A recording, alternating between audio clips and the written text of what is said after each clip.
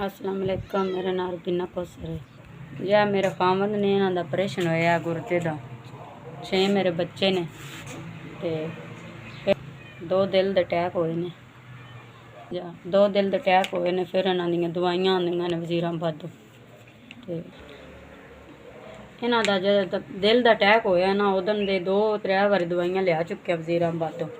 ते जेड़ा हुण ते खाने वास्ते भी नहीं लभदा। कर करके कम भांडे शांडे धो के वक्त पास भी करने। निके निके बच्चे इतनी क मजबूर हाँ।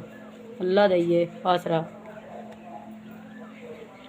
मैं जिमीदारां दे घरां च कम कर करके लियानी हाँ। एदी दवाई का खर्चा भी नहीं पूरा हुंदा ते बच्चे भी भुखे रहिंदे ने ते ना कोई खाने लभदा ते ना कोई राते दे भी भुखे ने, सुबह दे भी भुखे ने। इतने एदी दवाई मुक जाए फिर 10 डंग लैन भी नहीं आंदे। 10 डंग किदों लवां जे बच्चों का खाने का भी नहीं लगता।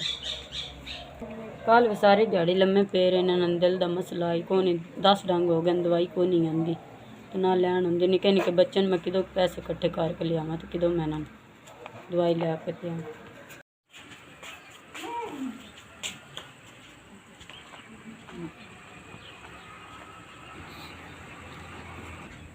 बड़ी मेहरबानी तुहाडा गल्लिया 10,000 रुपया पहुँच गया। अल्लाह पाक तुहाडा भला करे। अल्लाह तुहानू चोखा देवे। अल्लाह तुहानू बाले तो बाला देवे। अल्लाह तुहानू सेहत देवे। मैं बड़ी मजबूर आस। खामन बीमार है, निके निके बच्चे न 6 ते बड़ी मजबूर आस। अल्लाह कीता ईद भी आई, सवाब बन गया। अल्लाह कीता तुहानू अल्लाह चोखा देवे। खामन बीमार आई, चलो ये दवाई लै उसकी। अल्लाह तुहानू चोखा देवे। मेरी ईद तो भैन ईद आ गई। अल्लाह मैं बड़ी आज मैं खुश हाँ। अल्लाह पाक तुहानू चोखे तो चोखा देवे, तंदुरुस्ती देवे, जे अल्लाह सेहत देवे जे अल्लाह तुहानू बाले तो बाला ही देवे। मेरे बच्चों वास्ते तुसां गल्ले न। अल्लाह तुहानू किसी का मुथाज ना करे, तुहाडे बच्चों का भी मुथाज अल्लाह ना करे। अल्लाह तुहानू चोखे तो चोखा देवे।